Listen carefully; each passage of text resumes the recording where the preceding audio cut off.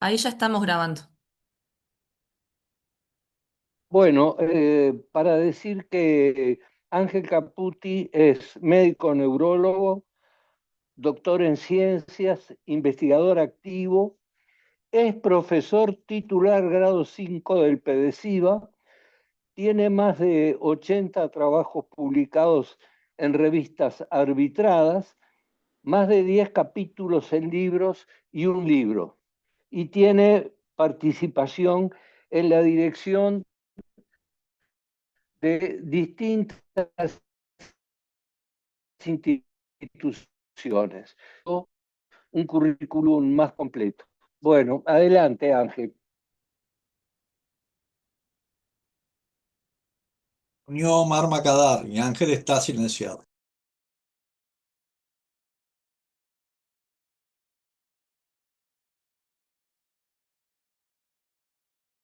Usted para desilenciarse, alguien tiene que tocar abajo a la izquierda donde dice audio.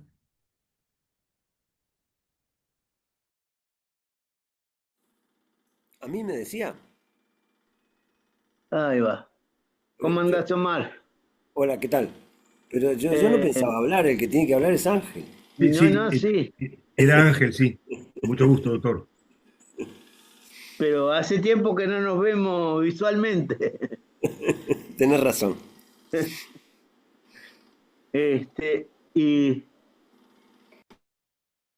la otra cosa que tengo que lograr es compartir. Eh, Compartir va acá. Ahí voy. A esta no, esta. Esta y así. Ahí va. Ya se ve. Estoy. No. A ver. ¿Cómo ya que comparto? Se veía bien recién, ¿eh? ¿Así? ¿Ahí? Ahora no. Ahora no. Ahí se ve. No, no. Todavía no aparece, ¿no? No, todavía no. Recién apareció igual cuando usted lo puso en la anterior. A ver. Si yo. Mientras compartimos, yo Ahí. reitero que gracias a Omar Macadar estarían presentes hoy Ángel, que ya está, y Leonel, que todavía no llegó. Así que gracias a Omar. Ahí se ve Ahora bien.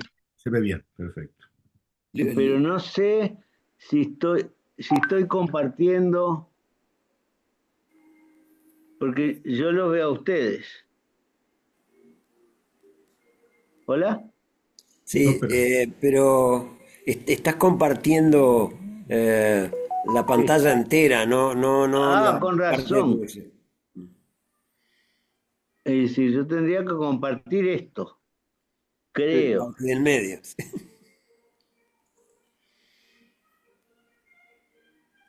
A ver si puedo borrar. Lo que pasa es que compartí las dos.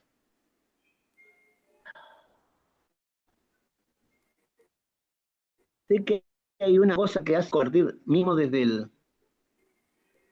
No, porque si. A ver.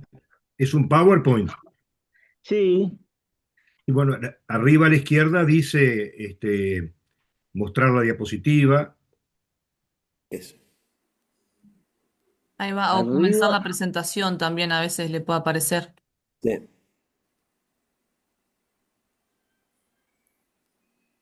A veces funciona simplemente tocando F5 para iniciar. A ver, ahí debería estar compartiendo. Ahora parece que quiere venir, ¿eh? Ahí está. Sí, pero mostrás Ahora, toda la pantalla tuya, Se podría toda la probar con presentación. F5, como dijo José. a ver, F5. ¿Es por ahí arriba? ¿Acá? Arriba de todo, sí. En el teclado, F5. F5. Primero que nada vamos a probar F5. 1, 2, 4. No. F5 no.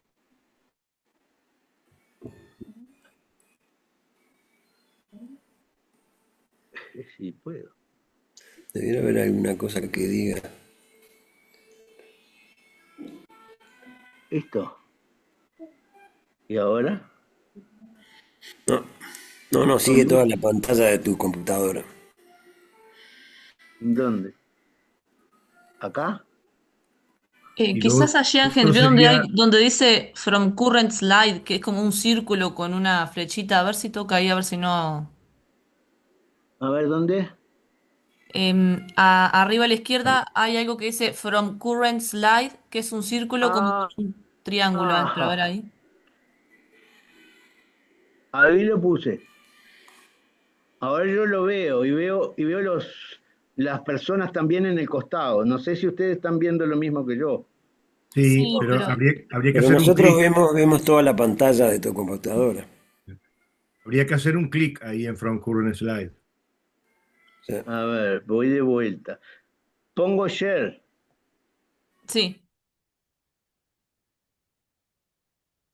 Voy aquí.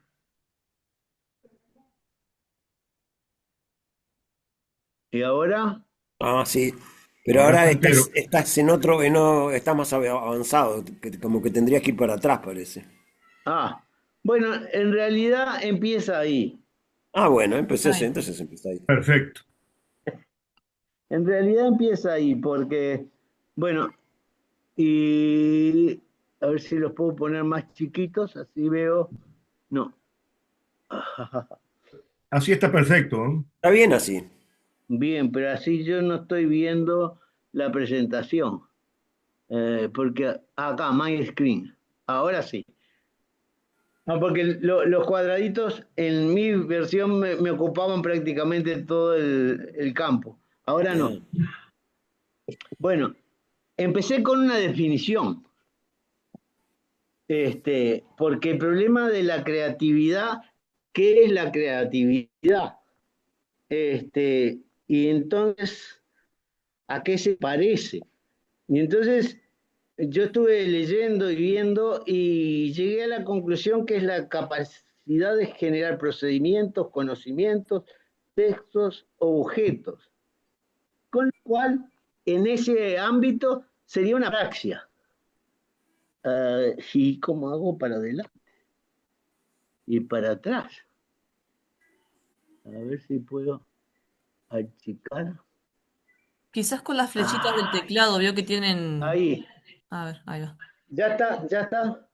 Ahí lo sí, ven. sí, Sí, sí. Sí, sí. Lo verde sería una praxia, pero tiene una característica muy distinta, que esos textos, conocimientos, procedimientos, objetos, tienen que ser originales y valiosos. Y entonces, eh, la medida de la creatividad en general se hace por la originalidad y por el valor. La originalidad más o menos se puede medir bastante bien por una cosa que se llama pensamiento divergente. Y, por ejemplo, un test es mostrarle a uno un ticholo y preguntarle, bueno, ¿para qué lo podés usar?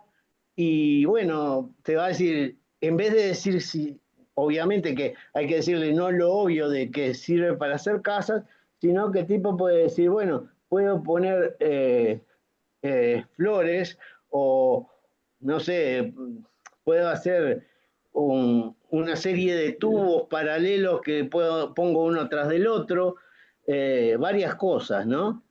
La segunda cosa es que eh, la creatividad necesita mostrar que hay una protección del individuo sobre el proceso exploratorio. Es decir, el individuo explora por sí mismo y las interrupciones que vienen de afuera, en general hay que protegerlas, porque si no, si bien se pueden incorporar, se incorporan a un flujo central de proceso exploratorio que es propio. Y de la misma manera, los recuerdos tienen que servir a metas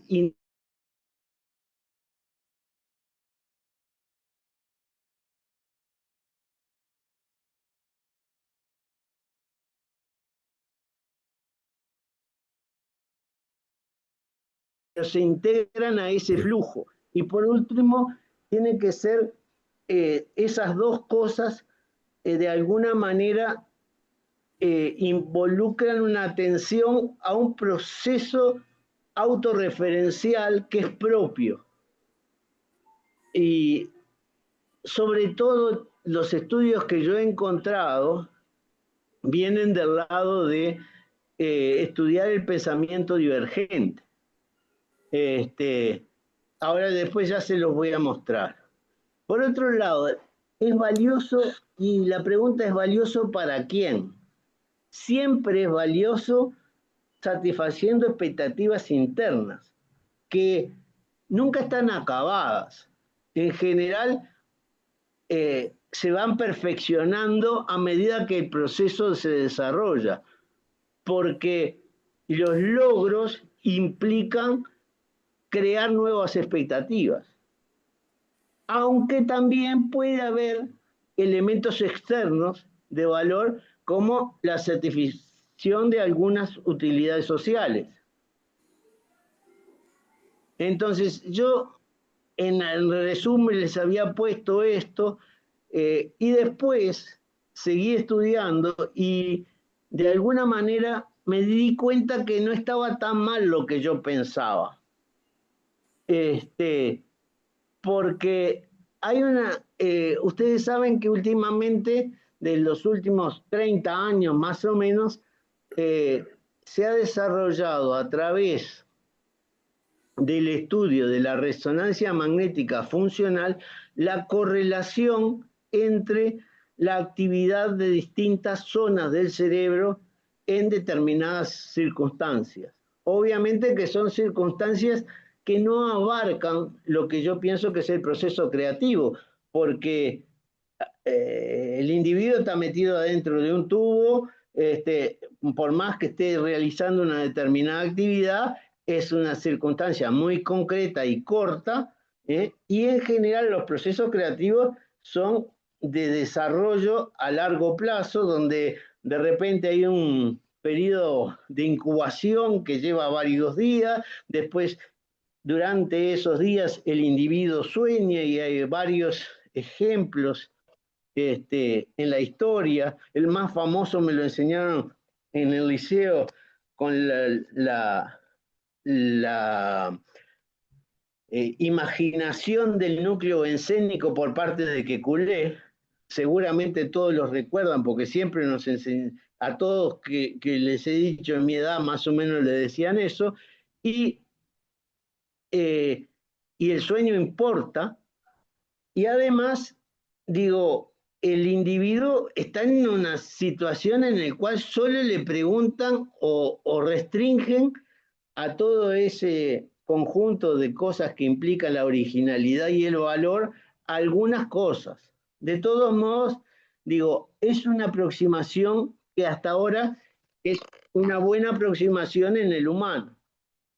Y bueno, estas redes se han desarrollado un poco para decir algo en general y centrarlo en lo que se llama la red por defecto.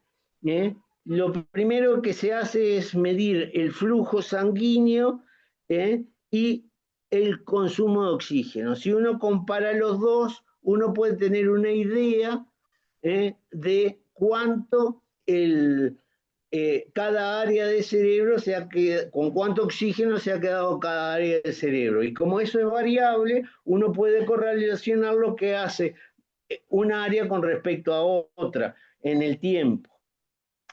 En suma, todo eso es muy probabilístico, porque todo esto es un procesamiento estadístico bastante complicado, que implica relaciones entre cosas, pero que se pueden establecer.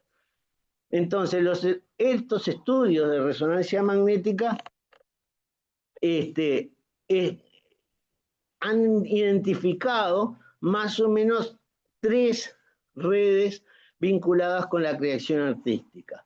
Una red que yo la escribo como frontoparietal, después vamos a ver que es parte de la red ejecutiva, donde hay predominancia a nivel parietal y frontal, dorsal, prefrontal, dorsal. Otra red que es la red por defecto, es decir, la red que se expresa en el momento que uno está quieto, con los ojos cerrados, pensando en cualquier cosa, donde hay un núcleo o corazón de la red que aparece inicialmente, que está por delante del área occipital, y después hay una red frontal más bien basal y medial, enfrentando, digamos, las dos caras frontales mediales de los hemisferios. Y hay una tercera red que involucra la ínsula y las regiones frontales, que es la que se denomina red de saliencia, y que además tiene algunos vínculos con el sistema límbico.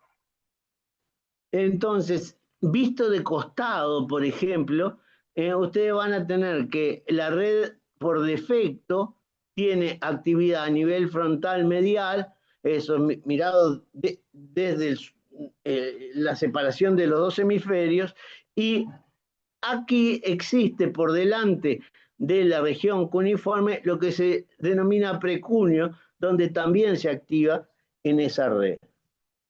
Esto es una red, una visión de cortes que esencialmente les muestra lo mismo. Sin embargo, lo que se llama habitualmente redes vinculadas a las funciones ejecutivas son más complicadas. Y en 2021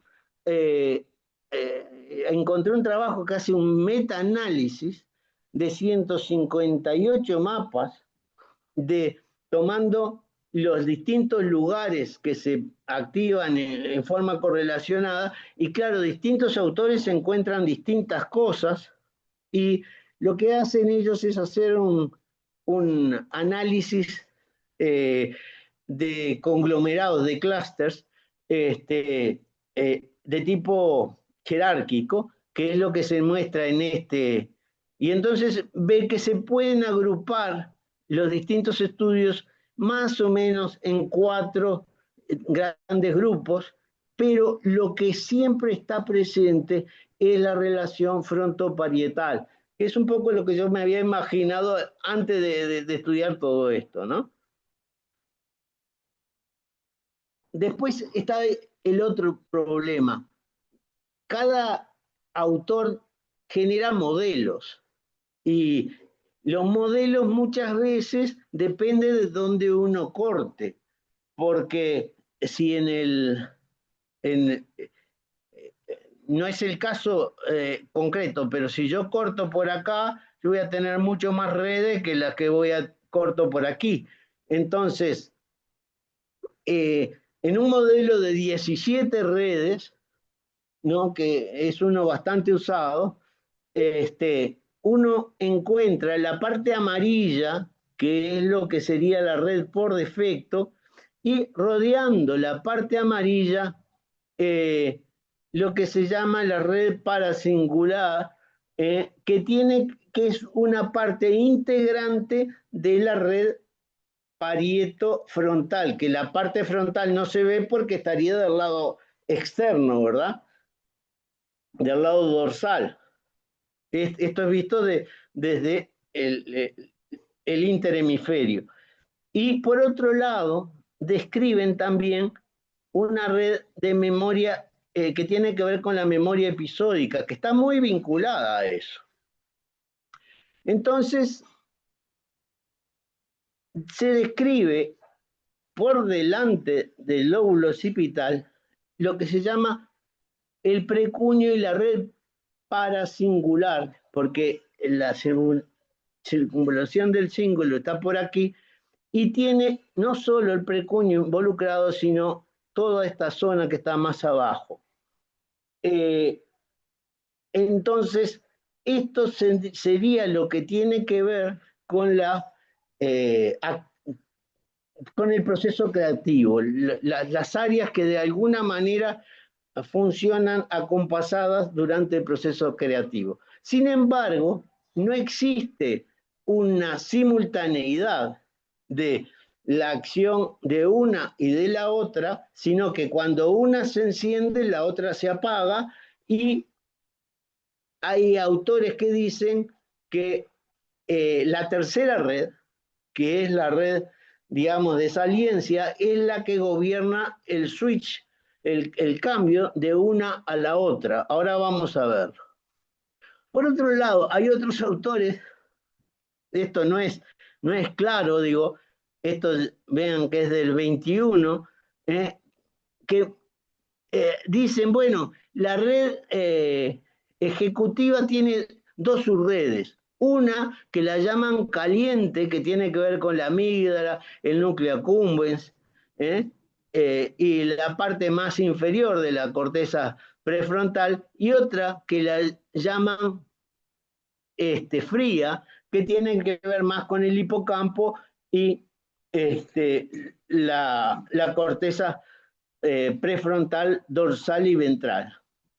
Pero si yo miro dónde está el precuño, ¿verdad? El origen de esto está muy vinculado a, a lo que en otros trabajos es el precuño. Enfocándonos en el precuño tiene dos caminos. Uno que va hacia adelante a la corteza prefrontal medial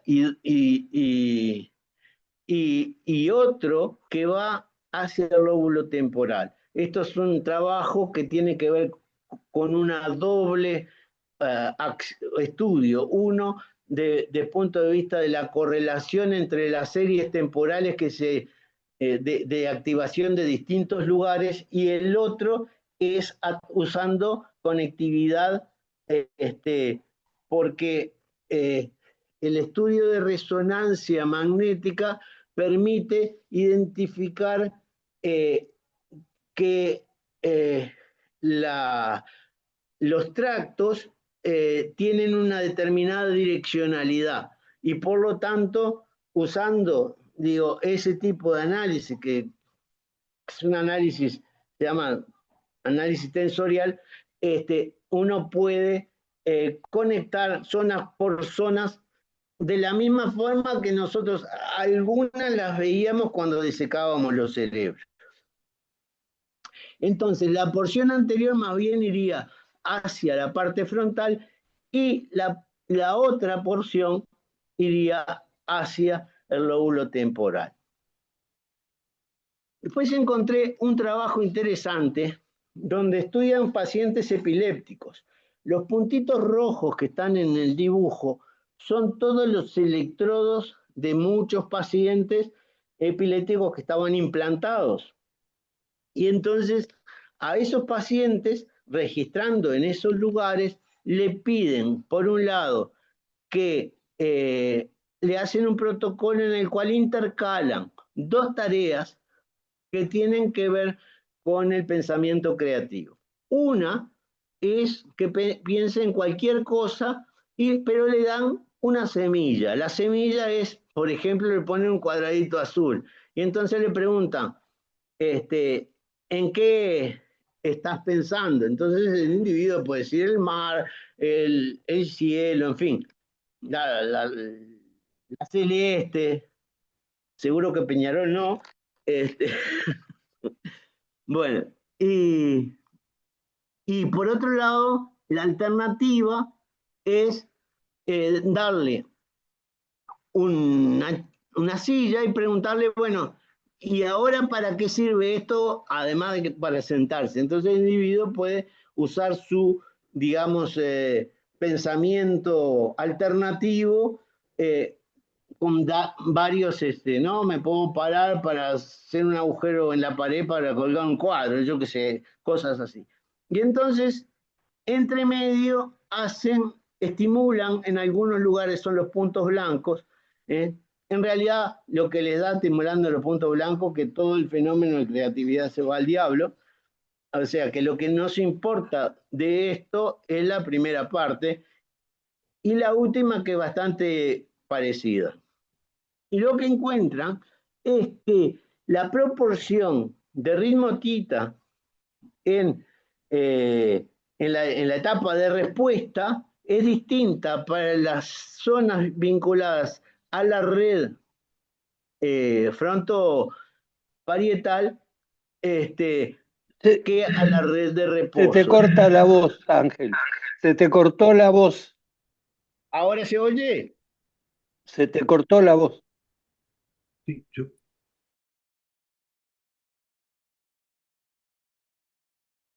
Sí, yo también ¿Se lo oye? oigo Yo bien. no oigo bien. También, ¿Sigo? sí, por ahora yo también se escucha sí, sí, bien. sí, por favor, siga. Capaz que es algo Entonces, en tu audífono, en tu auricular, digo, Miguel. entonces, lo que de alguna manera Bueno, dale. muestra es que la respuesta de la red frontoparietal es menor en el estado de respuesta, cuando el individuo tiene que idear cosas, digamos, vinculadas con la semilla, pero más en reposo, disminuye el tita, mientras que en las mismas zonas aumenta la correlación de ritmo gamma. Y lo mismo pasa, ¿verdad?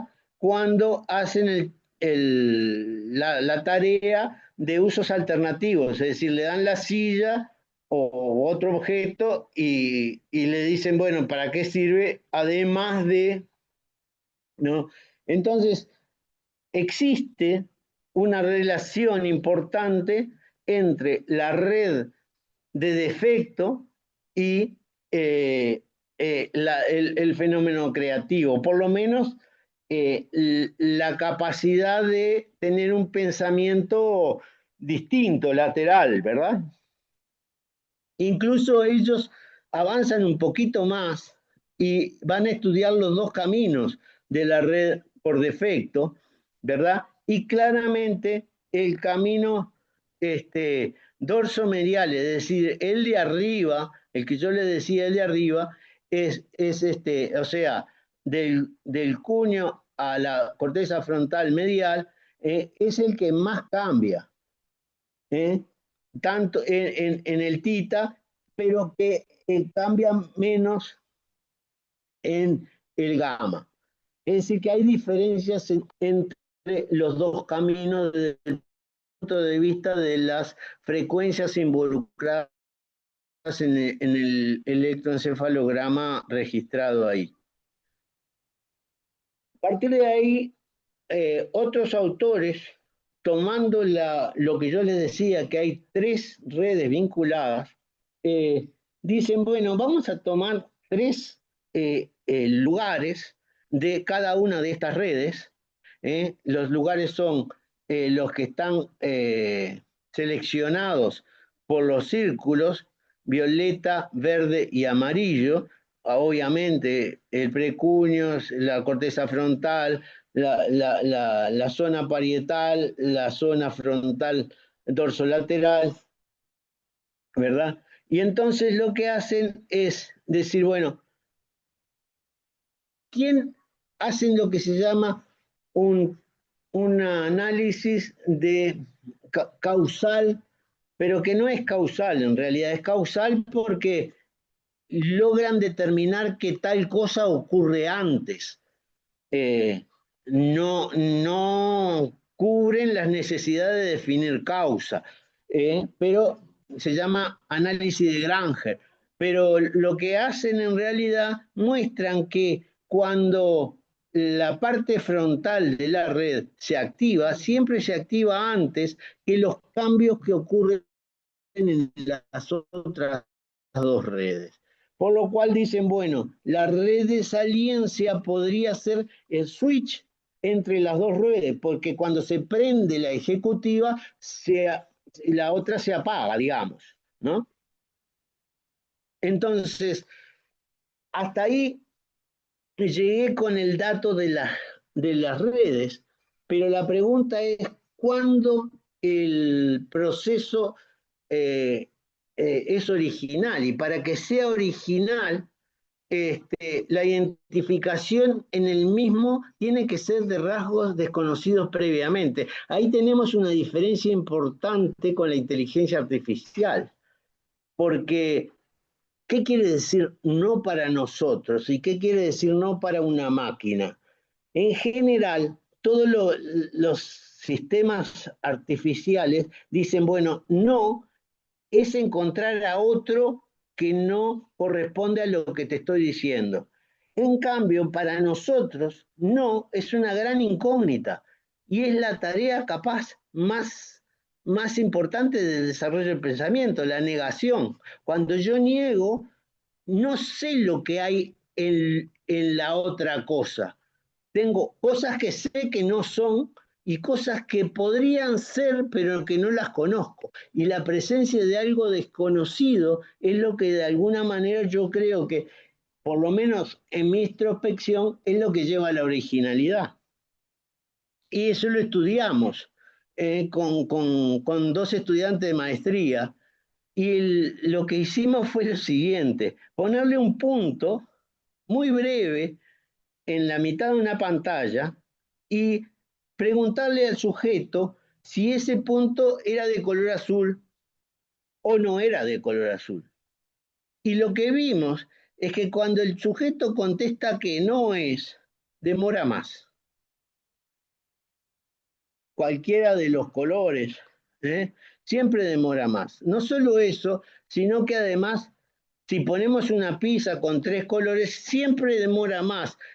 Demoraría igual cuando está a lo largo de esta línea negra. Y solo 3 sujetos demoró un poquito menos, pero todos los demás demoraron más para negar que para afirmar. Y cuando fuimos a ver el electroencefalograma, ahí vimos, si ustedes miran en este caso, temporal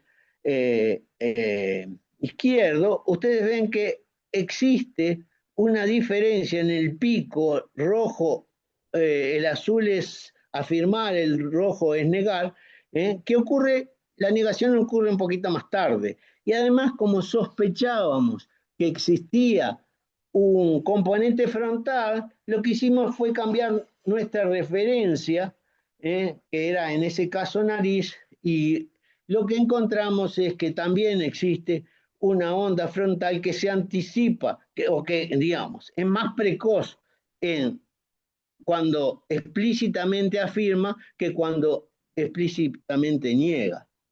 Y si vamos, y luego hicimos una reconstrucción utilizando un programa que no es exacto, pero que ayuda, de qué es lo que pasa durante ese periodo. Fíjense, esto es el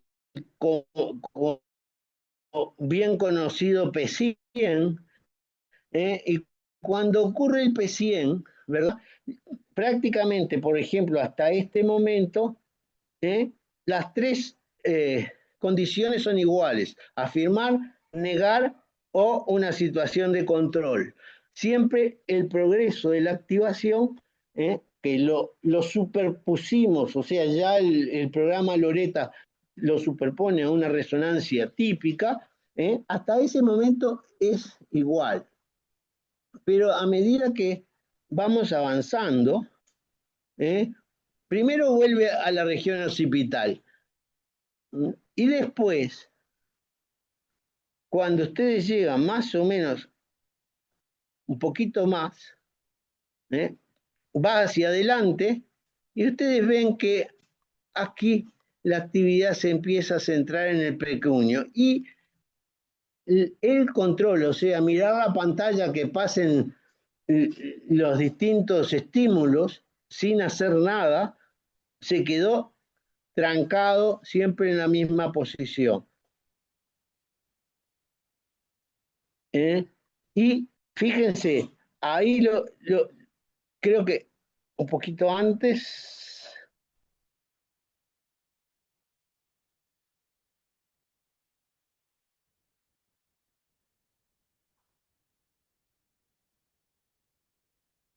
Vamos a, lo voy a trancar justo cuando lo quiero mostrar. Ahí. Fíjense, se movió. Bueno, no importa, ahora tengo la foto, pero después se propaga hacia el lóbulo temporal y después finalmente termina a nivel frontal basal.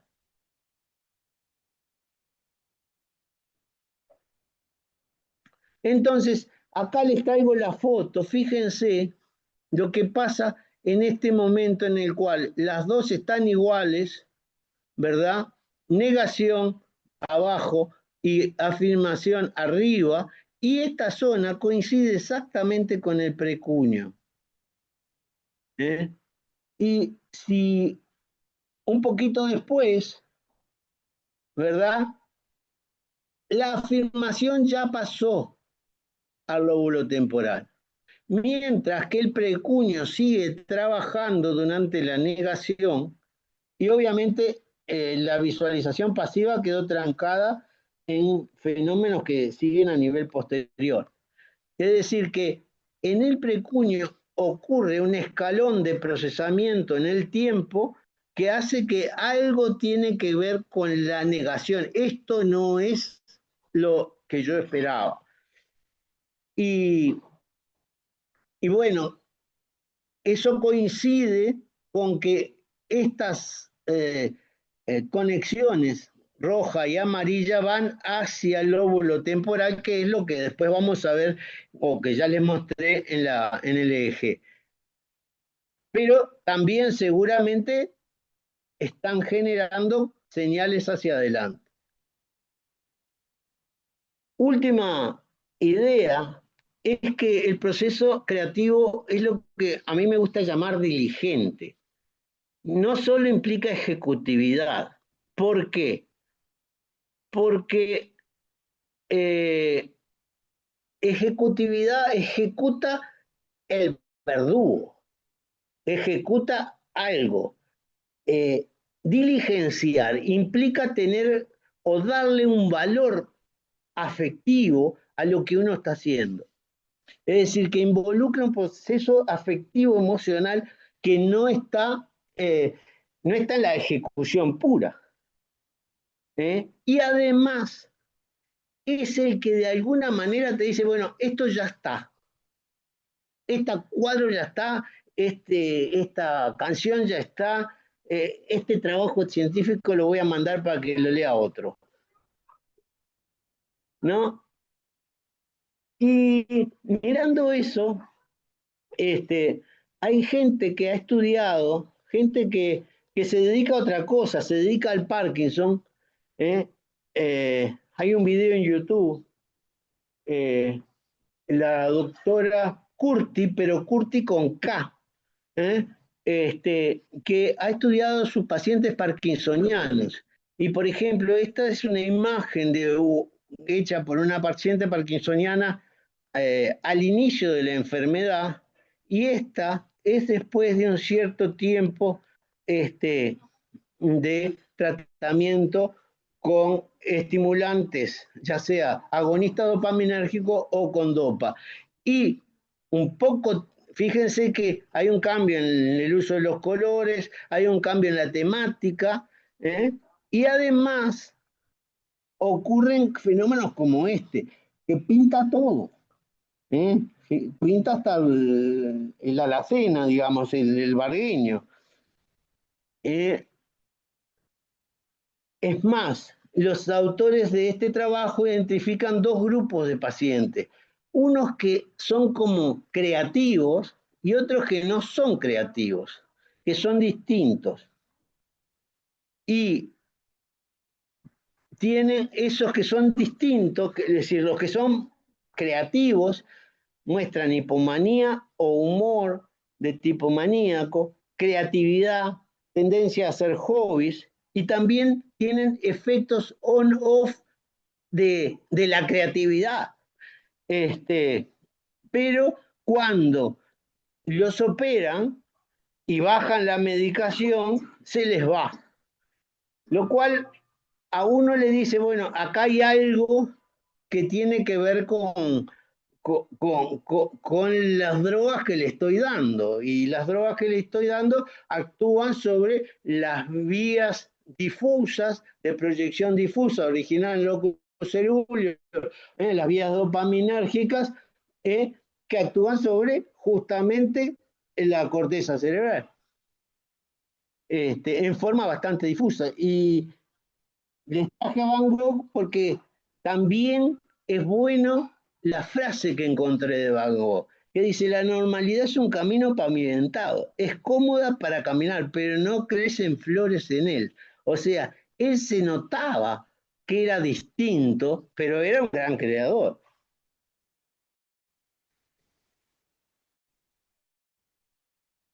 Ya muchos años antes, Falret describe la folie circular, ¿no? Dice: comencemos con el estado maníaco. Se caracteriza este estado por una simple excitación de la inteligencia, los sentimientos, que inicialmente se percibe como uno de esos momentos felices en que la mente se desarrolla con actividad, en fin. Pero, dice,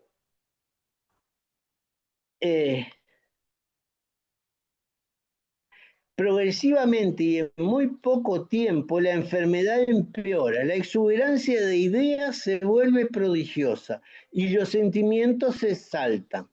Y además se expresan afectos a personas antes indiferentes y estallan manifestaciones de odio contra personas anteriormente queridas. Es decir, hay algo que en buena parte de la gente que hace arte, tiene que ver con la creatividad y que tiene que ver con un proceso que tiene que ver con esas vías de activación difusa. Y eso, de alguna manera, yo creo que tiene que ver con el fenómeno afectivo que mueve hacia el arte y que de alguna manera dice: bueno, voy por buen camino o terminé, ¿no? Y acá les traje unos cuantos que tenían trastorno bipolar y que sus textos dicen cosas. Uno de los que más me gusta dice: sería en vano expresar con palabras esa inconmensurable sensación que me invade cuando una nueva idea despierta en mí. Ese es Tchaikovsky. Las vías dopaminérgicas son dos, por eso todo el mundo se acuerda del Parkinson, de la sustancia negra, pero en el mesencéfalo existe un área que proyecta en forma difusa, ¿verdad? La área tegmental ventral al lóbulo frontal, y de alguna manera nos genera una expectativa y una recompensa. Recompensa que indirectamente o directamente, lo más importante es la recompensa afectiva. Más allá de que yo pueda vender el cuadro o lo que sea. Entonces, a la larga, digo, creo que es un componente muy importante en la creatividad. Y finalmente, les traje una frase de Cajal, de Reglas y Consejos de la Investigación Científica, en la cual rescato, él dice: si no aparece una solución, habla de cuando uno está investigando un determinado problema, y aún así sentimos, dice él, que el éxito está a la vuelta de la esquina, o sea, hay una sensación, una expectativa interior, no externa, intentemos descansar un rato. Y después se explica, bueno, que la relajación, en fin, y eso también se ha encontrado, sobre todo, no solo en el tema de la relajación, sino en el tema de hacer deportes. Es otra de las cosas que mejora la creatividad. Y quedo por ahí, espero haber colaborado en Bueno, esto. muy bien, Ángel. Muchísimas gracias. Muy buena tu exposición. Yo iba a sugerir ahora escuchar a Leonel Gómez, y después que termine Leonel, hacer lugar a las preguntas. Me parece que sería equilibrar la presentación de esa manera, si están de acuerdo, ¿no? Yo, con pre- ese criterio. yo, yo, yo estoy de acuerdo. Bueno, perfecto, perfecto. Yo voy a decir rápidamente una descripción de Leonel, porque ya Omar, como en el caso de Ángel, repartió los méritos. Leonel es profesor agregado del Laboratorio de Neurociencias de la Facultad de Ciencias. Es médico y doctor en ciencias biológicas, profesor e investigador de la Universidad de la República, especialista en neurociencia cognitiva y computacional, y es director de la licenciatura en biología humana. Bueno, adelante, Leonel, tú tenés la palabra. Gracias por esta presentación que nos vas a hacer. Bueno, muchas gracias, Miguel, por la presentación, por el espacio para poder charlar. Este, y bueno, yo bueno, voy a presentarla. ¿Lo ven ahí? ¿Sí? Bien, yo por suerte elegí una perspectiva bastante distinta, porque yo también estuve revisando la literatura como hizo Ángel, y yo me imaginé que él también, que él iba a repasar un poco esos datos. Digo, no tengo producción propia en cosas de estas, y entonces elegí una aproximación más conceptual y general y más contextual, y no meterme tanto dentro de lo que es la ingeniería neural de los procesos creativos, sino más bien las condiciones generales de la cognición y de la creatividad, digamos. Nosotros como especie somos muy cartesianos, ¿no? Digamos, a mí me interesa una perspectiva desde fuera de nuestras cabezas, ¿no? Descartes dice, pienso, luego existo, digamos, esa centralidad de la evidencia del pensar, este, se ha impuesto mucho en la cultura, y nos cuesta salir de nuestras cabezas y mirar nuestras capacidades y nuestras posibilidades como especie de una manera más externa, ¿no? A mí, digo, no sé si lo logro, pero mi entusiasmo y mis ganas y mi curiosidad va por ese lado. Entonces, yo desde siempre me cuestioné, digamos, nuestra capacidad de pensar, de dónde viene, ¿no? Bueno, y encontré respuestas interesantes en el paradigma cognitivo, este, y, pero también, digo, hablamos, bueno, nuestra capacidad cognitiva, a veces se habla de cognición restringido a las capacidades de pensar humanas, y a mí me gusta pensar que la cognición es una capacidad mucho más general, ¿no? Es una propiedad inherente a la vida, ¿no? No empieza con nosotros, es inherente, digamos, claramente al mundo animal, pero también al conjunto de la vida, porque, digamos, todo organismo, y que sigue el mandato evolutivo, ¿no? Digo, para que exista vida tiene que haber supervivencia y replicación, ¿no? Esos son como los mandatos más generales y fuertes. Y entonces eso hace que todo organismo capaz justamente de generar copias de sí mismo y sobrevivir tenga conocimiento sobre cosas de su entorno. Tiene un organismo unicelular tiene que saber que a partir de un gradiente de sustancia, que posible nutriente, bueno, puede navegarlo y ir hacia donde hay mayor concentración. Eso implica que en la propia estructura del organismo hay conocimiento del entorno, ha aprendido regularidades, ha aprendido cosas estadísticas, aprendido en el sentido de que está implícito en su organización, ¿no? Hay un conocimiento embebido, como digo acá. Aprende esas regularidades estadísticas del entorno que están inscritas en su biología, ¿no? Digamos, en sus cadenas metabólicas, en la manera en cómo los sensores se conectan con las posibles estructuras que le dan movilidad, y resuelve problemas vitales para su existencia, ¿no? Como acá, por ejemplo, eso, la quimiotaxis o la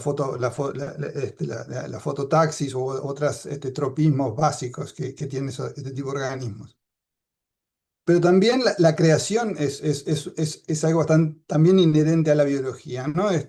Dennett dice que la evolución es una especie de algoritmo, ¿no? Que justamente a partir de los primeros replicantes, capaces de generar copias de sí mismos con variaciones, y sobrevivir, están, digamos, en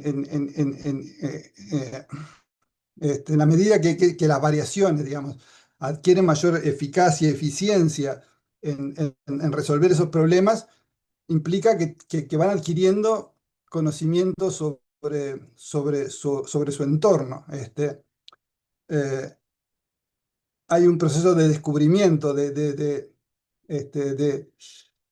como dice Dawkins, ¿no? Hay hallazgos, se encuentran respuestas a problemas. Un organismo acuático, por ejemplo, bueno, puede empezar a partir de esas variaciones a generar variantes capaces de explorar un poco el medio terrestre y eventualmente mayores variaciones le dan movilidad a ese medio terrestre, de respirar oxígeno, eventualmente resolver un conjunto de problemas que le va a permitir colonizar un nuevo nicho, el nicho terrestre, y eventualmente desarrollar alas y colonizar otros nichos. ¿Eh?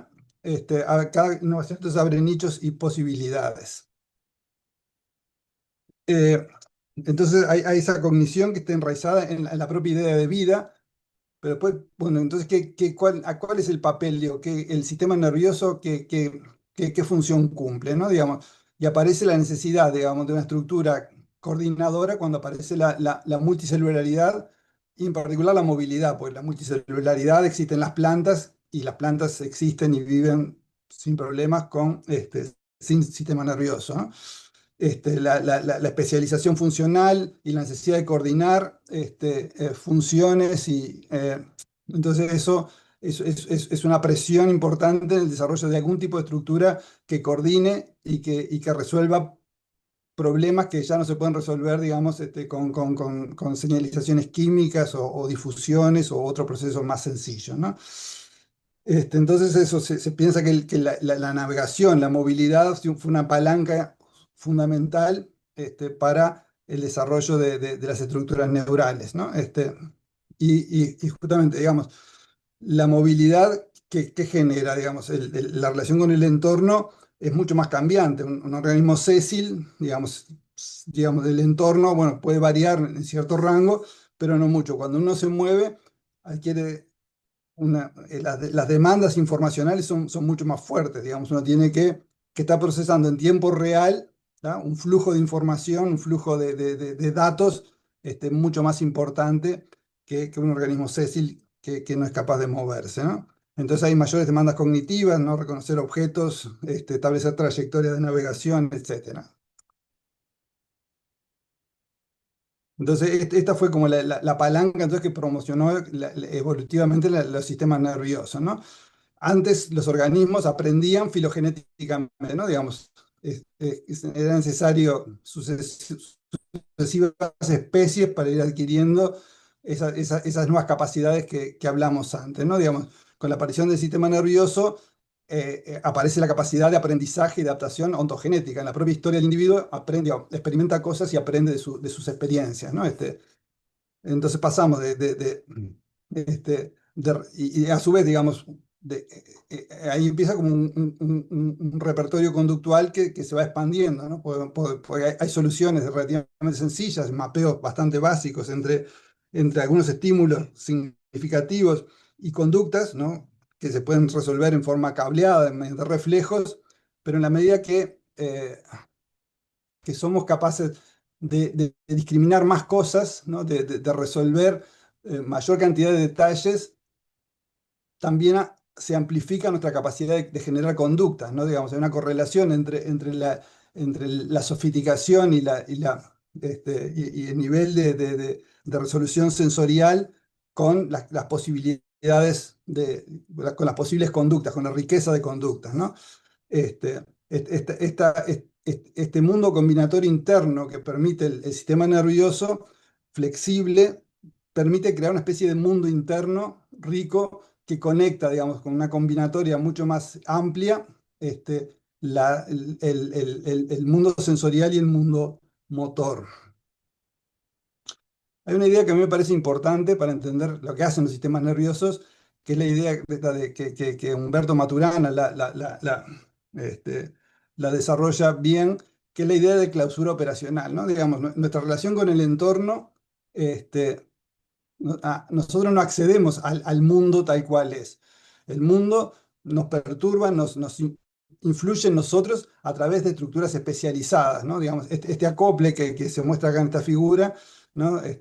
Donde hay acá esto representa un conjunto de estructuras sensoriales y esto acá un conjunto de efectores sobre el entorno, ¿no? Opera, digamos, no a partir de un conocimiento objetivo y absoluto de lo que pasa, sino a partir de las posibles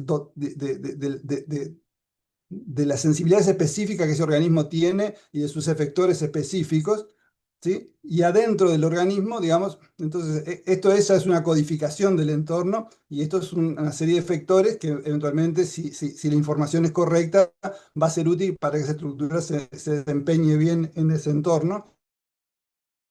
Y acá está, digamos, esa matriz que yo decía, esa matriz de conectividad interna que establece relaciones funcionales eficaces entre la entrada sensorial y la salida motora. Pero, digamos, no hay nada que entre o salga, digamos, acá es información pura, digamos, hay información adquirida, ¿tá? Que es parcial, que es, como vamos a ver ahora, con un concepto complementario, que es la idea de Humboldt, de Jacob von Wexkull, que no sé si se pronuncia así,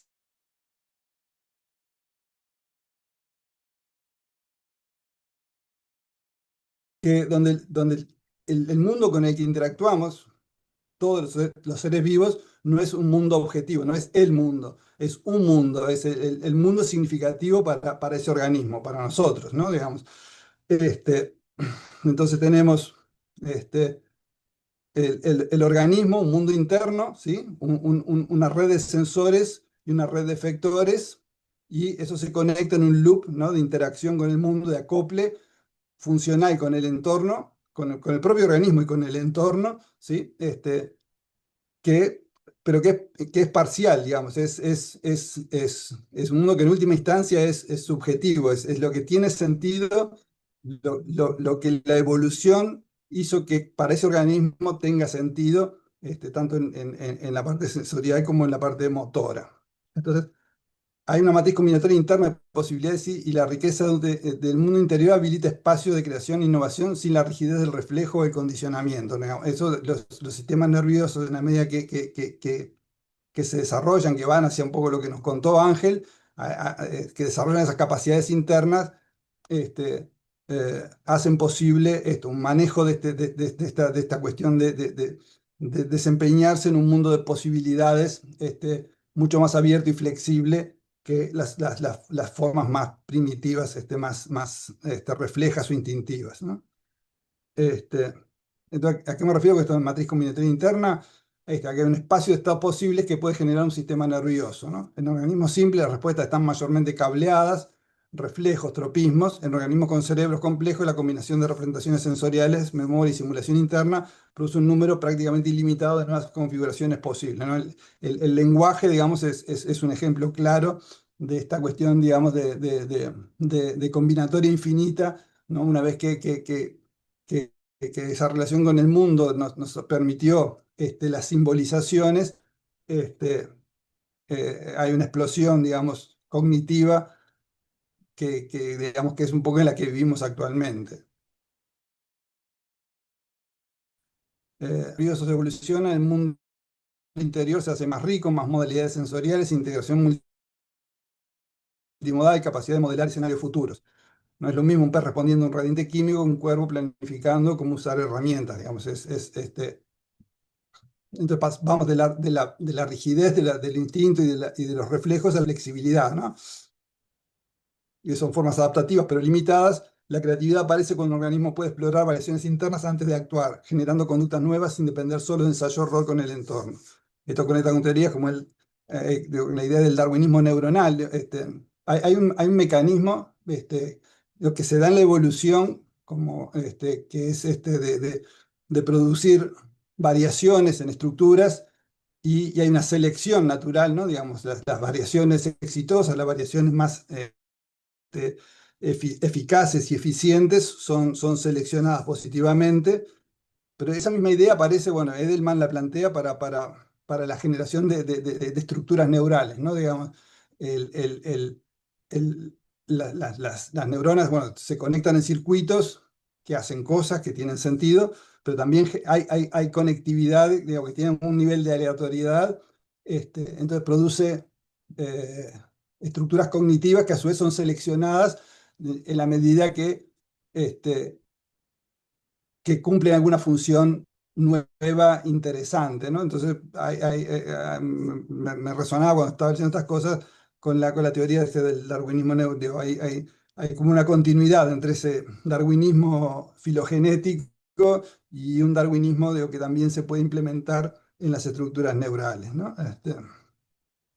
Ahora bien, digamos, las capacidades individuales que nos confieren los sistemas nerviosos, eh, una vez que aparecen, digamos, digo, la especie humana es una especie, como todos los primates, es una especie fuertemente social, donde nada tiene sentido en la individualidad, digamos, sino en los grupos que constituimos, en las redes sociales que conformamos, este, que a su vez eh, la biología de esa socialidad implica la afectividad, las emociones, las cosas que Ángel mencionaba al final, son vitales. Hoy sabemos que son consustanciales a los procesos cognitivos. La capacidad de asignar valor a las cosas no es un tema accesorio, complementario, no, es consustancial a poder resolver efectivamente. Digo, la fuerza de la motivación y de la afectividad es absolutamente esencial a los procesos sociales y culturales, ¿no? Digamos, hay siempre un tema ahí, cómo conectamos, digamos, lo que es nuestra biología individual, ¿sí? Eh, y después cómo explicamos fenómenos sociales y culturales en términos neuronales, ¿no? Ahora están tuvieron por lo menos las neurocosas, ¿no? Neuromarketing, neuroestética, neuro lo que sea, y tiene esa cosa media frenológica de buscar módulos en el cerebro que expliquen determinadas funciones, ¿no? Digamos, y como bien nos contó Ángel, las explicaciones más modernas hablan no de módulos, no de cosas modulares, sino de redes neuronales, redes interconectadas, que resuelven cosas, ¿no? Digamos, y, y esas redes, digamos, individuales, están funcionando acopladas a estructuras sociales y culturales, ¿sí? Digamos, que tienen en cuenta que se construyen sobre esas predisposiciones biológicas, pero a su vez, digamos, las relaciones sociales y las relaciones culturales este, también son parte en el desarrollo de nuestras estructuras mentales. Ese ámbito social y cultural eh, se expresa en la constitución biológica, digamos, no es independiente una cosa de la otra, digamos. Probablemente las primeras experiencias artísticas, sensibles de las primeras tribus humanas, eh, eran muy diferentes, más allá de que de repente la biología del cerebro fuera muy parecida a lo que experimentamos hoy, porque digamos, este, hoy hay un scaffolding, hay un formateo de nuestro conocimiento que está dado fuertemente por nuestra pertenencia a estructuras sociales y culturales, los procesos educativos, en fin, ¿no? Entonces, eso, la creatividad tiene estas raíces evolutivas, evolutivas en el sentido, digamos, de la evolución como proceso creativo, pero también en la estructura de los sistemas nerviosos. Digo, esta cuestión, digo, si bien los repertorios conductuales son más limitados, digamos, en las otras especies que en nosotros, digo, no son igual determinadas, las conductas no están determinadas, sino que hay exploración, el juego, la improvisación, todo eso está presente en otras especies, ¿no?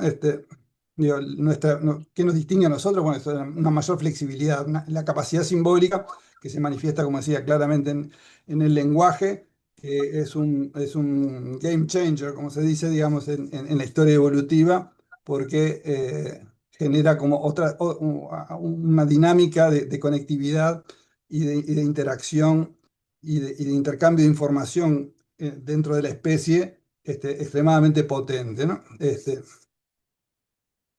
Entonces la creatividad es un modo de habitar un mundo que no es predecible. Bueno, esto era digo, ¿cuál es el sustrato material de esta posibilidad de insertarnos creativamente en el mundo?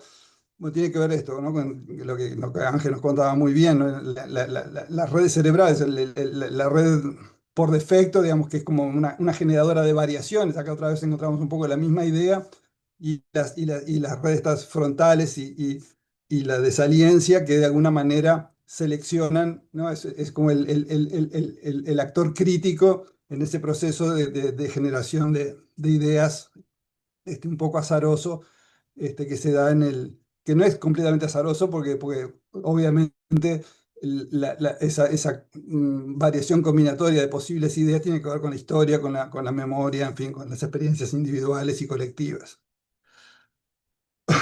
Bueno, hay estados particulares que favorecen la creatividad, digamos, los psicofármacos, las drogas con cuestiones psicotrópicas, los estados sinagógicos, el sueño REM de hoy, el wandering, eso favorece que aparezcan en esa combinatoria un poco azarosa, combinaciones de ideas que eventualmente pueden ser fructíferas y son detectadas, digamos, por estas cuestiones ya como de supervisión crítica de ese proceso de generación de ideas un poco más abierto. Digo, porque ya lo mencionaba esto, ¿no? Las ideas de motivación y relevancia son súper importantes, ¿no? No creamos sobre cualquier cosa, creamos sobre lo que nos importa. La dimensión afectiva y motivacional es esencial, ¿no? Sin deseo, sin búsqueda, no hay proceso creativo genuino. Esto retomando la idea de la Umwelt y la creatividad y un mundo significativo para un organismo, que en este caso abarca todo lo que es la experiencia social y cultural, ¿no? Ocurre en ese mundo de sentido de los individuos, no en el mundo físico objetivo, ¿no? Entonces, este, y esto se conecta con algunas vertientes de la cognición, que es la cognición situada y encarnada, ¿no? Donde la cognición no está situada en el cerebro, sino en el sistema nervioso controlando un cuerpo acoplado de una cierta manera al mundo, lo cual conecta con la idea esta de Umwelt que mencionamos antes, ¿no? Hay otras, digamos, digo, que hay autores que han tratado y aparece esta cuestión recurrente, ¿no? Esta idea, esta dialéctica entre producción un poco informe de posibles combinaciones y una selección. Entonces está esta tensión entre orden y caos, ¿no?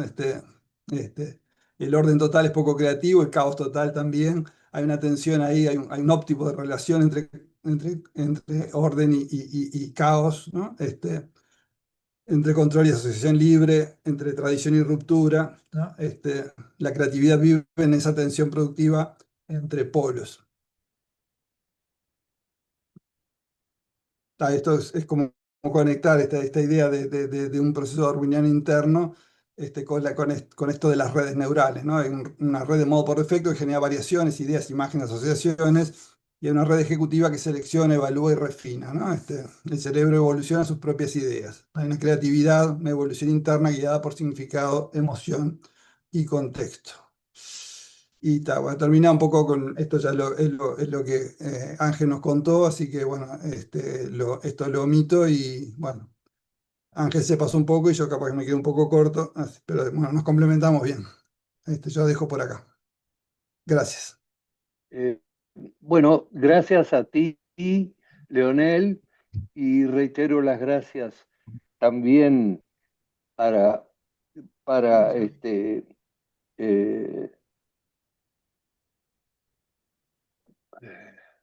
Ángel. para Ángel. No, vos sabés, bueno, ustedes saben que es curioso que haya omitido, eso es un lapsus que cometí, el nombre Ángel, porque en mi vida mis padres me pusieron Miguel Ángel y yo desde niño sentía que el nombre Miguel Ángel me agregaba algo de debilidad. Entonces, sistemáticamente oculté el nombre Ángel. Y fíjense qué cosa, ese reflejo condicionado me traicionó en este momento. Bueno, Leonel, yo no puedo sacar de la pantalla tu presentación. Tú la podés. Ahí está. Ahí está, ahí va. Disculpame, Ángel, por la omisión. Bueno, bueno, en primer lugar quiero decir que les agradezco muchísimo las dos presentaciones, que indudablemente están interconectadas y tienen relaciones entre sí. Pero yo voy a dejar a los compañeros primero que manifiesten lo que sintieron con estas dos presentaciones, con estas dos estupendas presentaciones, y qué pensamientos surgieron a propósito de ellas, y en todo caso, si veo que puedo agregar algo al final, lo haré después que ustedes hablen. Bueno, eh, tienen la palabra ustedes para opinar. Adelante.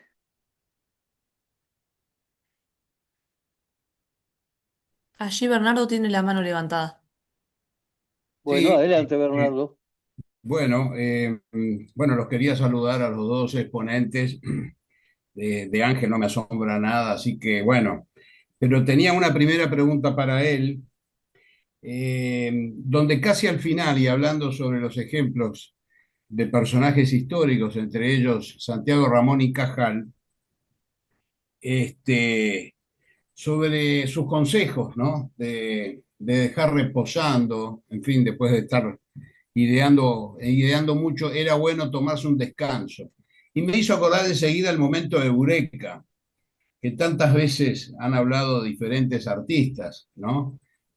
Tanto recuerdo Paul McCartney como otros, a nivel, escritores, por ejemplo, después de algún silencio famoso que tenemos los escritores cuando dejamos de escribir, este, y que seguramente Ángel se quería referir a esto, o también es el momento eureka. Amén de comentarle lo de el no humano y el no artificial, que me parece fundamental, y estuvo excelente con el no humano como esa generación de duda, esa latencia que existe, porque, bueno, el ser humano duda, ¿no? Y eso es muy bueno. De manera que, y lo último que quería comentarle al doctor Gómez es, en cuanto a los estados cerebrales que favorecen la creatividad, él hizo mención a los estados, como el sueño, y dentro del sueño REM recordé las pesadillas, que también se ven precisamente allí, y vaya si las pesadillas son una fuente más que de inspiración para más de uno, plasmarlo por escrito o plasmarlo en los dibujos. Era eso. Gracias. Adelante. Marnels, Sí. gracias, Bernardo. Marnels, adelante. Bueno, también saludar a Ángel y a Lionel. Bueno, a Ángel ya nos saludamos, a Lionel lo conocí a través de mi prima, Anabel Ferreira, Ujú. que Miguel tú la conoces también, Claro, que ella, hoy estaba invitada Marnels a venir. mira, no sé, Sí, sí. doctora en biología y especializada en neurociencias. Y bueno, y lo conocí a Lionel en realidad antes de saber todo esto que era lo que es.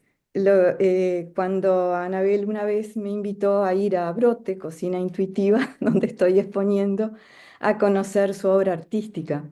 Y bueno, a mí me encantó, así que felicitaciones, Lionel, por tu obra artística, que no hemos hablado, sino la parte de creatividad. Y con respecto a esto, es un tema realmente fascinante. Y además de todo lo que se ha hablado, me gustaría saber qué opinan sobre todo. Hay un libro de Kandel que a mí me encanta, que se llama La Era del Inconsciente. Y ese libro, bueno, explora toda la parte, o sea, él dice, Kandel, que no se puede hablar casi de creatividad si no se aborda el inconsciente, ¿no? Y como ahí se vuelca todo, las emociones y todo, como que es la ventana que nosotros, que el arte sería la ventana, digamos, donde cada uno de nosotros ponemos todo eso y volcamos en el inconsciente y en la red por defecto, justamente, ahí está, digamos, todo volcado a esa parte, ¿no? No sé qué opinan, qué dicen ustedes. Sí, bueno, gracias por el elogio a mis trabajos plásticos, Marlene. Y sí, yo creo que en eso en esa maldición cartesiana que tenemos, ¿no? Digamos, una sobrevaloración de la conciencia, y cuando en la verdad la conciencia la punta del iceberg, ¿no? Somos conscientes de una parte muy pequeña de las cosas que hacemos o que nos pasan, ¿no? Y está ese trabajo subterráneo de las redes que están operando todo el tiempo y que están generando gran parte de lo que somos, ¿no? Digamos, la conciencia tiene una relación con esa producción de ideas subterránea. Pero bueno, hay todo un tema, un mundo para explorar, pero sí, yo creo que la idea inconsciente, digamos, de Freud, digamos, fue explosiva y disruptiva en ese mundo donde, gobernado por esa idea de que la conciencia, el pensamiento consciente, lo era todo, ¿no? Hoy por hoy, desde la biología, es casi trivial, ¿no? La enorme mayoría de los procesos son inconscientes. Claro. Sí, literalmente se dice, pero digo que solamente, ya sé que no es así exactamente, pero que el 5%, ¿no? Es consciente y el 95% inconsciente, siendo esa cifra, digamos, algo que no es así porque no se puede medir, pero para saber la dimensión, ¿no? De cada cosa a veces está bueno ver lo que tú decís, que solamente vemos el iceberg de lo consciente. Juntando un poco las dos preguntas, me parece que está bueno, porque yo creo, digo, es una intuición, pero el ajá es el descubrimiento de algo inconsciente cuando el inconsciente aflora y oh, lo encontré. Estaba ahí, era subconsciente, o inconsciente, pero cuando lo encuentro, entonces tengo el ajá. Y es un sentimiento. Lo interesante de Cajal es que dice, es un sentimiento, no es una convicción razonada, es una sensación. Y yo creo que esa es la clave de que el ajá encuentra el inconsciente. Ujú. Eh, si me dejan participar, yo quisiera mencionar alguna discrepancia con respecto a ese planteo, sin pretender que ninguno de nosotros tenga razón, porque como en toda cosa en la vida, los extremos, aunque sean opuestos, en definitiva también pueden llegar a tocarse. Lo que yo quería decir es que el tema del inconsciente en el arte cobró vigor en los principios del siglo XX y ahí aparecieron una cantidad de corrientes que defendían tanto la creación inconsciente que llegaron, por ejemplo, los surrealistas a poner papeles recortados con palabras en un sombrero y sacar al azar algunas y pretender que eso era arte. Pero en ese mismo momento de principios del siglo XX, otros autores se levantaron contra ese modo de pensar y apareció un criterio que decía, por ejemplo, metafóricamente, que Pegaso tiene que tener herraduras de plomo. Es decir, que la libre creación, la soltura del inconsciente para un sector importante de artistas no valía porque era un desquicio y querían que la razón a ese desquicio le pusiera orden. Y yo creo que más o menos con cierta intensidad hacia un lado y hacia otro, el arte se ha movido en el siglo XX dentro de esos dos parámetros. Y no creo que haya un parámetro válido y otro erróneo. Creo que cada uno de nosotros elige uno de los parámetros en más cantidad, en menor cantidad, y se maneja, porque en definitiva es el parámetro que lo deja conforme consigo mismo y es la mejor manera de tener en la vida una producción cuando uno está conforme consigo mismo. Claro, dejando de lado la satisfacción egolátrica de alguien que carece de crítica para saber que las cosas están bien o mal y que la somete solo a un juicio que es el personal. Pero yo creo que ese equilibrio móvil, dinámico, es inevitable. Y a mí me parece personalmente que tanto en las presentaciones de Ángel como en la de Leonel, está implícito de alguna manera ese movimiento constante, pero imperceptible, que Ahí ya subyace estamos en la grabando. obra de arte. ¿Cómo? No, Miguel, ¿Alguien dijo se algo? volvió a repetir un audio, pero no, continúe nomás porque se ve que se No, repitió. no, no, no voy a continuar, lo voy a dejar por ahí. Está bien. Julio,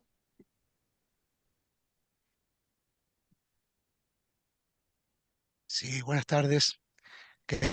Quería agradecer a los expositores por su magnífica conferencia y quería este, plantear una pregunta, un par de preguntas. Eh, Cuando hablamos de que, eh, por ejemplo, un sonido dulce, un color frío, las sinestesias, ¿no? Lo que oímos afecta, cuando lo que oímos afecta a lo que vemos. Eh, es, es porque hay módulos, digamos, responde a la teoría modular o son las redes neuronales interconectadas y se acoplan y se intercomunican entre los diferentes campos visuales, auditivos u otros campos. Esa es una pregunta. Y la otra es con respecto al origen del lenguaje, ¿no? Si en qué paso de la evolución lo, lo sitúa, lo sitúan.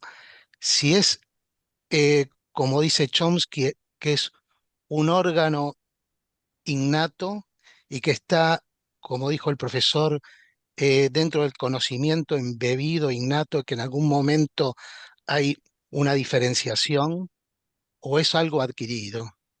Eh, Esas dos preguntas. Y gracias por la atención. No sé, bueno, si querés, Ángel, digo, yo creo que la sinestesia tiene que ver con que en ese mundo interior, digamos, que yo hablaba de conexiones que procesan información, digamos, este, y creo que ha sido estudiado y está demostrado un poco que hay como en las personas que tienen muy desarrollada la sinestesia, hay una conectividad muy fuerte entre justamente la idea, ¿no? Una idea simbólica, o el color o lo que sea. Yo creo que va por ahí, digo, no soy experto, capaz que Ángel tiene más información. Y respecto a lo otro, digo, la relación entre lenguaje y evolución es muy fuerte. Yo no sé si hay un módulo primariamente, digamos, Sí, para lo que es manejo simbólico y manejo combinatorio, no sé si hay algo, alguna arquitectura neural que justamente hace posible el lenguaje. Ahí hay una cosa medio sutil que yo por lo menos todavía digo, me parece interesante. Y recomiendo los libros de Terence Deacon, que justamente estudia ese problema. Este, eh, y capaz que por ahí encontrás una respuesta un poco más interesante. Sí, con respecto a a la sinestesia, no sé, sé que hay condicionantes individuales y lo que puedo aportar es que hay, hay un trabajo de Ramachandran sobre eso, que habría que buscarlo, pero yo a esta altura ya no me acuerdo bien el contenido, así que prefiero no, pero por lo menos puedo aportar un camino de búsqueda. Y respecto de lo otro, no sé cuándo aparece el lenguaje como par fonético auditivo, ¿no? Porque, claro, no puedo hablar de muchos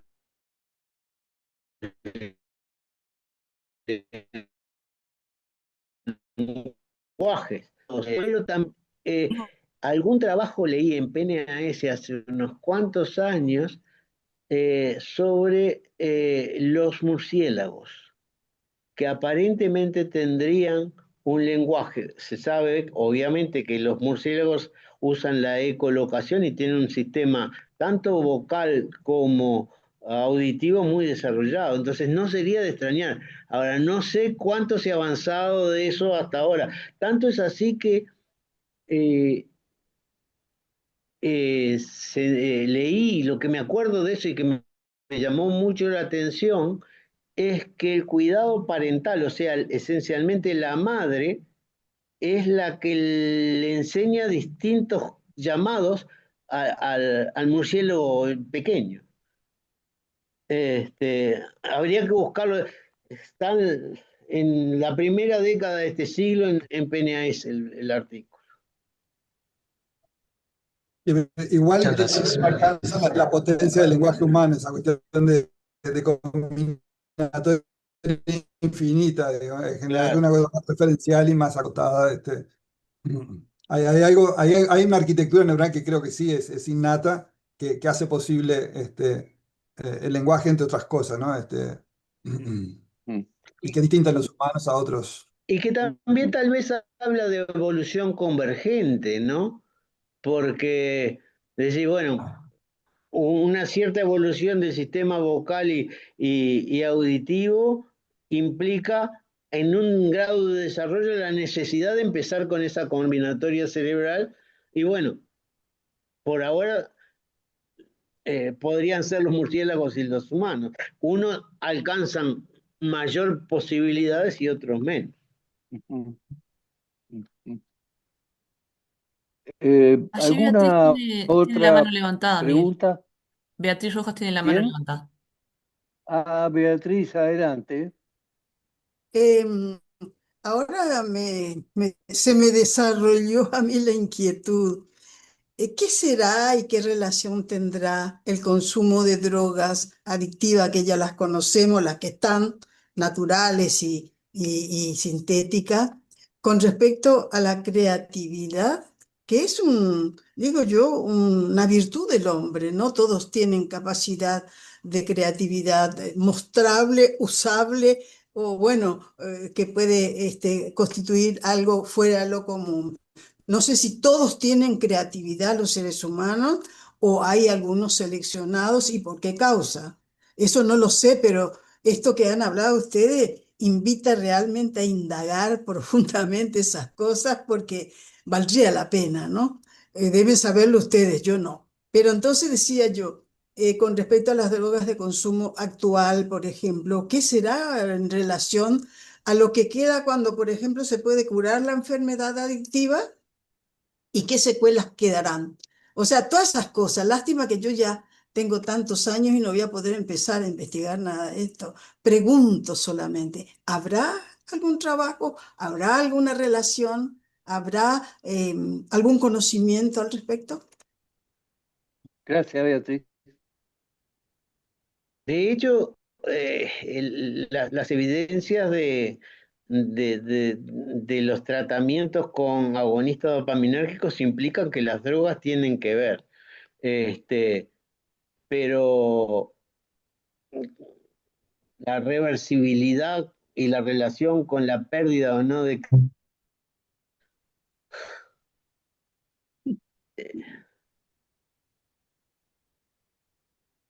Eh, tú terminaste, Ángel, porque... Sí, sí, sí. Ah, bueno, no, Leonel, ¿tenés algo que decir?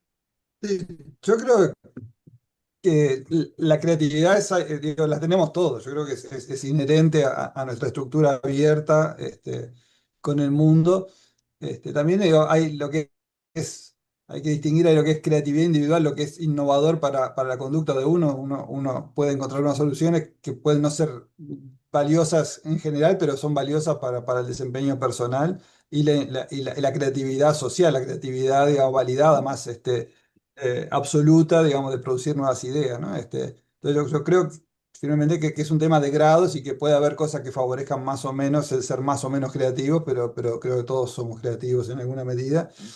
Y lo de las drogas alucinógenas, yo no creo que una droga de por sí vuelva creativo a alguien que es poco creativo, pero sin duda hay ejemplos, ¿no? El uso de alucinógenos, y, o sea, está un poco en eso. No quiere decir que uno bajo los efectos vaya a producir algo de gran calidad, pero capaz que lo que hace es desinhibe, favorece, promueve la producción de variedad de ideas o de cosas que después, como decía Miguel, digamos, ¿no? Esa cuestión de automática, digo, de lo surrealista, de generar poesías azarosas sacando palabras de una galera, no garantiza calidad. O las pinturas de Pollock, ¿no? Con los chorretes, ¿no? Que dicen, bueno, cualquiera hace eso. No, no, cualquiera no hace eso.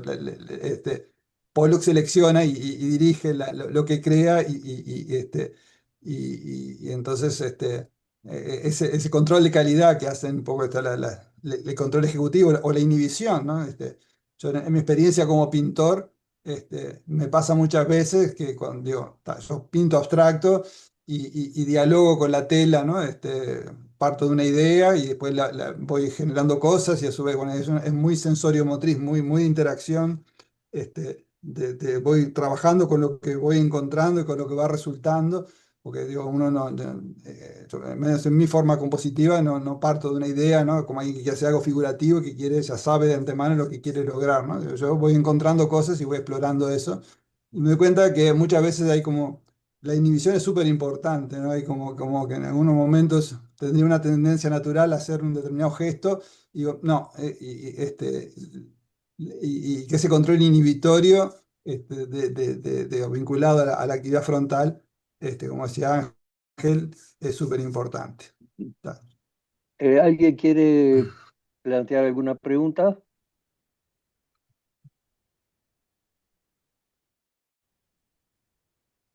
Bueno, sí, a ver, perdona, Ida, tú querías, No, leí que ahí no, Ida no, no Botelho estaba había. diciendo nada, no, muchas gracias. Sí, bueno, no, yo quería plantear una visión acerca de la historia de la humanidad. Me da la impresión que las grandes creaciones originales de las distintas épocas, es una impresión que yo tengo, ¿no? No han significado cambios que tengan tal intensidad que vayan más allá de una época a otra.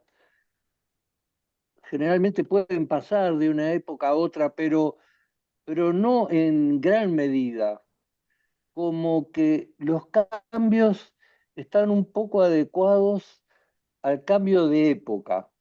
Eh, y no van mucho más allá del cambio de época.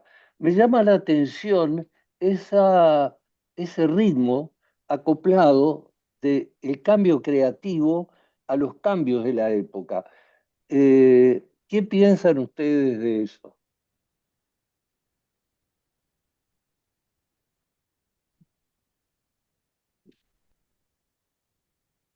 Y no sé, ahí ya creo que está más en el dominio justamente de lo social y cultural, ¿no? Y hay una cantidad de factores, es un fenómeno claramente complejo, ¿no? No sé, me cuesta establecer vínculos con las cuestiones más neurobiológicas de la creatividad, pero... Yo creo que también está eso de que uno aprende de los demás, ¿no? Y entonces integra en un, tal vez en un camino que es personal, pero que integra cosas que también vienen de la parte social, desde afuera. Y a veces la tienen que como poner como de contrabando, ¿no? La personal, digo, ¿no? El Renacimiento que, digo, o mismo que uno ve a Bach, tiene todo en la iglesia, digo, ¿no? Pero en el fondo la composición vale por sí mismo, Sí, ¿no? sí, sí, sí, sí, sí. Claro, claro, claro. Allí Omar tiene la mano levantada Bueno, también. Omar, adelante, Omar. Gracias, Miguel. Interesantísimo esto que tú planteabas, ¿no? Porque uno siempre se pregunta qué pasó en esa época de Bach y de otros grandes compositores con ese volumen enorme de creatividad, como también de repente, ya en tiempos más cercanos, decimos, la música de los 70 los 80 y todo lo que había, la cantidad, bueno, este, Miguel Caló, Omar, ¿no? Miguel Caló. y lo mismo en otras cosas también, pero sí, vaya a saber las interacciones. La, la consulta mía iba por el lado de cómo ven los dos colegas y neurocientíficos la, el futuro en este tema de la investigación sobre bueno, avances, ¿no? En la investigación sobre la creatividad y los fenómenos neurológicos y otros que eventualmente se puedan asociar. No sé si se entiende mi pregunta. Sí, cuando yo empecé a buscar, gracias a ustedes, digo, que me empujaron a hacerlo, me encontré que el crecimiento del número de publicaciones es prácticamente exponencial en los últimos 10 años, una cosa así. Y no llega a un nivel de saturación, porque siempre uno tiene una curva en S. Y no, está en pleno crecimiento. Y claro, también hay un fenómeno que es que hay mucha herramienta estadística acá. Entonces, hay mucha cosa que puede ser resultado contradictorio, porque la interpretación muchas veces, ¿no? Cuando, por ejemplo, cuando uno hace esos diagramas de clústeres, ¿dónde divido el clúster para decir de